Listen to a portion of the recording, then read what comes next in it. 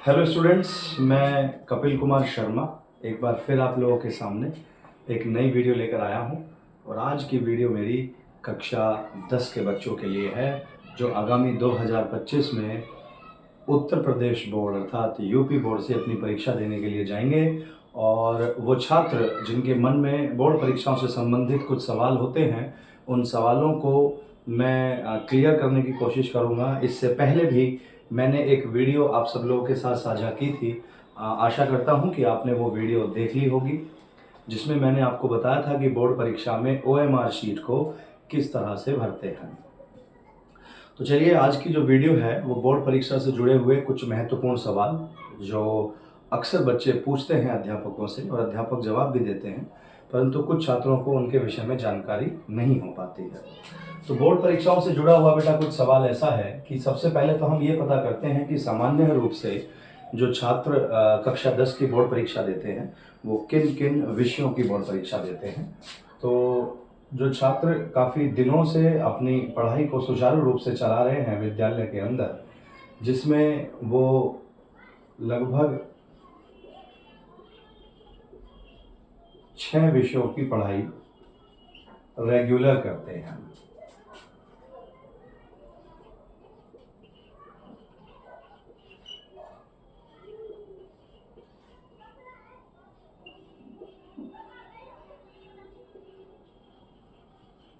ये लगभग 6 विषय जिनकी पढ़ाई कक्षा 10 के बच्चे रेगुलर अपने विद्यालय में करते हैं। यहाँ कुछ छात्र मैथमेटिक्स की जगह, जैसे स्कूल में कुछ बालिकाएं ऐसी हैं जो मैथ या गणित विषय के स्थान पर होम साइंस सेलेक्ट कर लेती हैं, और कुछ छात्र ऐसे भी हैं जो ड्राइंग के स्थान पर कंप्यूटर विषय का चयन करते हैं। मैं एक बार हट जाता हूँ, स्क्रीन थोड़ा साफ दिखाई देगी आप लोगों को। आशा करता हूँ कि आपको दिखाई दे रहा होगा अच्छे से। तो ये लगभग 6 सब्जेक्ट जिनकी परीक्षाएं बच्चे अपनी बोर्ड परीक्षा में देने के लिए जाते हैं। अब मैंने बताया था कि इसमें प्रत्येक जो सब्जेक्ट है वो कितने अंकों का होता है। इसमें प्रत्येक सब्जेक्ट टोटल 100 अंकों का होता है। अगर हम लोग हिंदी की बात करें, इंग्लिश की बात करें, मैथमेटिक्स की बात करें, तो इसमें प्रत्येक सब्जेक्ट कितने कितने अंकों का होगा। इसमें प्रत्येक सब्जेक्ट 100 अंकों का होगा, 100 मार्क्स का होगा। इस 100 मार्क्स को मैंने उससे पहले वाली वीडियो में भी बताया था। ये 100 मार्क्स को 2 भागों में विभाजित किया गया है। 100 मार्क्स को 2 भागों में कैसे कैसे कि 30 नंबर का तो प्रैक्टिकल होगा और 70 नंबर की आपकी थ्योरी होगी। थ्योरी मतलब जो बोर्ड परीक्षा में आप जिसका पेपर देने के लिए जाएंगे, वो परीक्षा कितने नंबर की होगी, वो 70 नंबर की होगी। मतलब 30 नंबर का आपका प्रैक्टिकल होगा, जबकि 70 नंबर का आपका बोर्ड का एग्जाम होगा। ये 2 भागों में विभाजित किया गया है। मैं थोड़ा सा इसको मिटाकर और फिर से बारी बारी से कोशिश करता हूँ इसको समझाने की।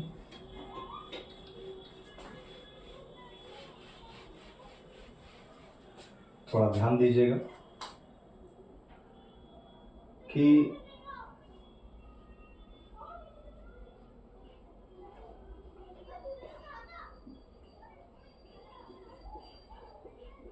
ये जो 6 सब्जेक्ट के मैंने नाम आप लोगों के सामने अभी बताए थे,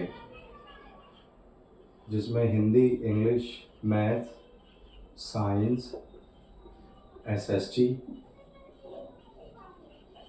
और एक सब्जेक्ट मैंने आपको ड्राइंग का बताया था, जिसमें प्रत्येक जो परीक्षा है आपकी वो लगभग 100 अंकों की होगी। ये ऊपर नहीं दिखाई दे रहा होगा आपको। इसमें प्रत्येक परीक्षा कितने अंकों की होगी, 100 अंकों की होगी। जैसे अगर हम हिंदी सब्जेक्ट के विषय में बात करें तो हमारा जो हिंदी का सब्जेक्ट होगा वो 100 नंबर का होगा, और उस 100 नंबर में से आपका 30 नंबर का प्रैक्टिकल होगा और 70 नंबर की आपकी थ्योरी होगी। ठीक है, ऐसे ही सभी जो पेपर हैं वो कितने कितने अंकों के होंगे। प्रत्येक जो पेपर है वो 100 नंबर का होगा और उसमें जो प्रैक्टिकल होगा वो कितने कितने अंकों का होगा, वो 30-30 अंकों का होगा। जबकि हमारी जो बोर्ड की परीक्षा है वो कितने अंकों की होगी, 70-70 अंकों की होगी। तो 70 और 30 दोनों को मिला के 100 नंबर हो जाते हैं। तो इस तरह से प्रत्येक विषय को 2 भागों में विभाजित किया गया है।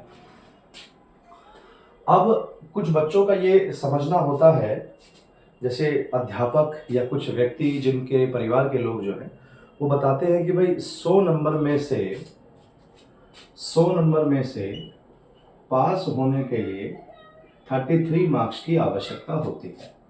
कि अगर आपके 100 मार्क्स में से 33 मार्क्स आपने ऑब्टेन किए हैं, आपके नंबर 33 नंबर आए हैं, तो आप पास माने जाते हैं। तो ये 33 नंबर कैसे आएंगे? ये तो कॉमन सी बात है कि प्रैक्टिकल आपका 70 नंबर का, जो प्रैक्टिकल है वो 30 नंबर का है, जबकि आपका जो बोर्ड का जो एग्ज़ाम है वो कितने अंकों का है, वो आपका 70 अंकों का है। तो ये दोनों को मिला के 100 नंबर हो गए। तो कुछ बच्चे कहते हैं कि भैया जैसे हमारे 20 नंबर यहाँ पे आ जाएं और 13 नंबर हम इसमें से ले आएंगे, तो हमारे तो 20 और 13 दोनों को मिला के हमारे 33 नंबर हो जाते हैं, हम आसानी से पास हो जाएंगे। जबकि ऐसा नहीं, ऐसा बिल्कुल भी नहीं है। आपको 30 नंबर में से अलग पास होने के लिए कितने अंकों की ज़रूरत होगी? 10 अंकों की। प्रयोगात्मक परीक्षाओं में अगर आपको पास होना है तो आपको 10 नंबर मिनिमम लेके आने पड़ेंगे। अगर प्रैक्टिकल में आपको किसी भी सब्जेक्ट में 10 नंबर से कम मिलते हैं तो आप उस प्रयोगात्मक परीक्षा में फेल माने जाएंगे। और अगर आप प्रयोगात्मक परीक्षा में फेल हो गए तो आपको फेल ही करार दिया जाएगा, आप पास नहीं माने जाएंगे। तो कोशिश ये करनी है कि विद्यालय स्तर पर जो प्रयोगात्मक परीक्षाएं आयोजित की जाती हैं, उन प्रयोगात्मक परीक्षाओं को नियमित रूप से अटेंड करें, अध्यापकों का कहना मानें और अध्यापकों के द्वारा दिए गए प्रोजेक्ट, फाइल और अदर असाइनमेंट को समय समय पर पूरा करके टीचर्स के समक्ष प्रस्तुत करते रहें। उससे आपका जो मानसिक विकास है किसी विषय के संबंधित वो भी होता रहेगा और आपको प्रयोगात्मक परीक्षा के विषय में जानकारी भी प्रॉपर होगी। तो चलिए अब आगे बढ़ते हैं। तो प्रयोगात्मक परीक्षा में आपको मिनिमम कितने नंबर चाहिए पास होने के लिए? मिनिमम आपको 10 नंबर चाहिए।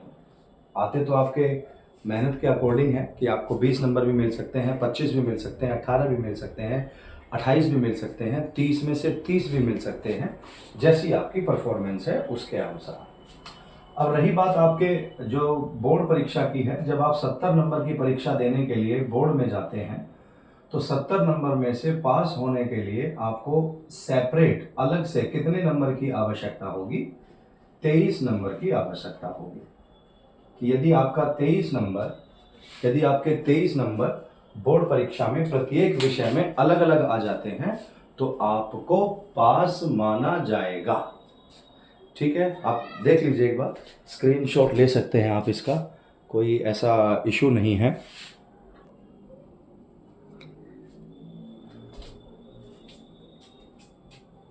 तो इस तरह से थ्योरी में 23 नंबर और प्रैक्टिकल में 10 नंबर सेपरेट लेके आने हैं।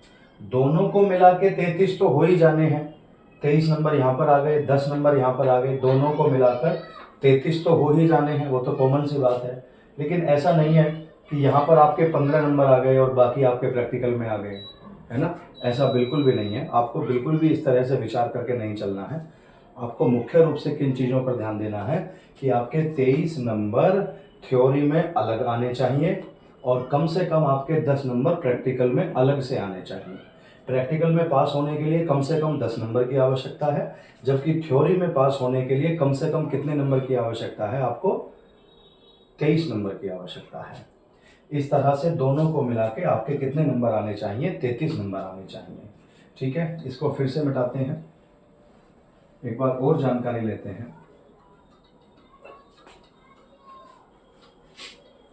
अब ये जो 6 सब्जेक्ट हैं, इन 6 सब्जेक्ट में बच्चों के ऊपर बोर्ड परीक्षाओं का लोड या बोर्ड परीक्षाओं का जो वज़न है वो ना हो, बच्चे अपनी बोर्ड परीक्षाओं को आराम से दे पाएँ, अपनी परीक्षाओं में अच्छे से पास हो सकें, इसके लिए सरकार के द्वारा बहुत सारी व्यवस्थाएँ पहले भी की जा चुकी हैं और निरंतर सरकार के द्वारा इस तरह के प्रयास किए जाते रहे हैं।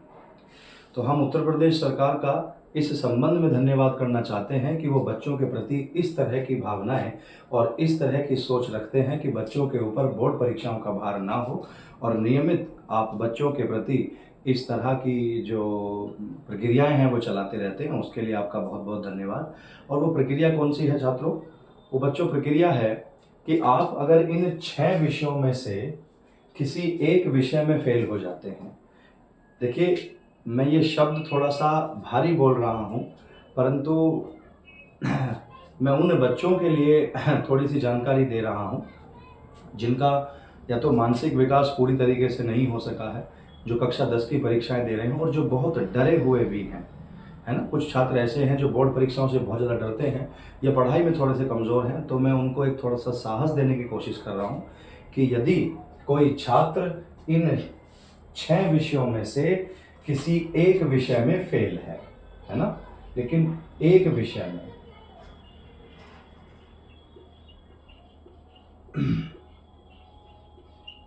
वन सब्जेक्ट में अगर बच्चा कोई फेल है और जो अदर रिमेनिंग 5 सब्जेक्ट्स हैं उनमें अगर बच्चा पास है तो ओवरऑल बच्चा क्या माना जाएगा? पास माना जाएगा। ओवरऑल बच्चा क्या माना जाएगा?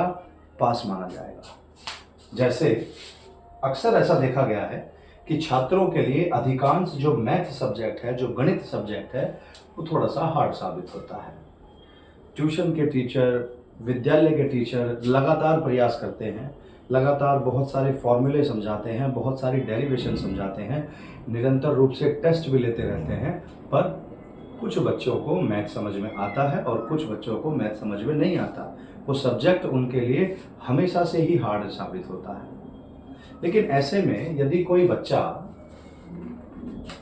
मैथ सब्जेक्ट में फेल हो जाता है ना, जैसे मैं बता रहा था आपको कि अगर ऐसा मान के चलते हैं कि किसी बच्चे को हिंदी में प्रैक्टिकल जो होता है, प्रैक्टिकल में 25 नंबर, किसी में 24 नंबर, किसी में 26 नंबर, किसी में 28 नंबर, किसी में 25 नंबर, कुछ इस तरीके से प्रैक्टिकल के नंबर बच्चे को मिल गए।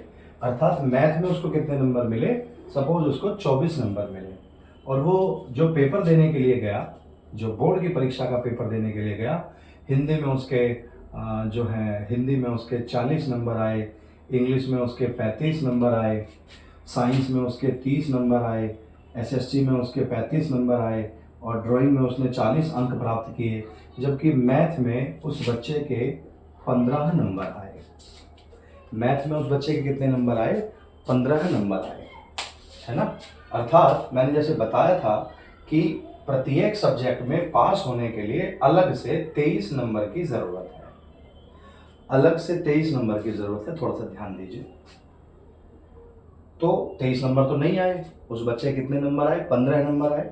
तो मतलब रिजल्ट में कुछ इस तरीके से लिख कर आएगा, रिजल्ट में कुछ इस तरीके से लिख कर आएगा कि उसका जो सब्जेक्ट है उस सब्जेक्ट के सामने इस तरह से F लिखा हुआ आएगा, मतलब वो पर्टिकुलर सब्जेक्ट में फेल है, ओवरऑल वो पास माना जाएगा। तो ऐसे छात्र को पास की मार्कशीट दी जाएगी, अर्थात बोर्ड उस छात्र को पास घोषित करेगा, ठीक है। परंतु यदि ऐसी स्थिति में बच्चा दूसरे सब्जेक्ट में भी फेल है, साइंस में अगर साइंस में भी मान के चले कि उसके 15 नंबर हैं, तो मतलब वो साइंस में भी फेल है, तो ऐसी स्थिति में बच्चे को या जो बच्चे का रिजल्ट जो आता है वो कौन सा रिजल्ट होता है? कंपार्टमेंट का रिजल्ट होता है।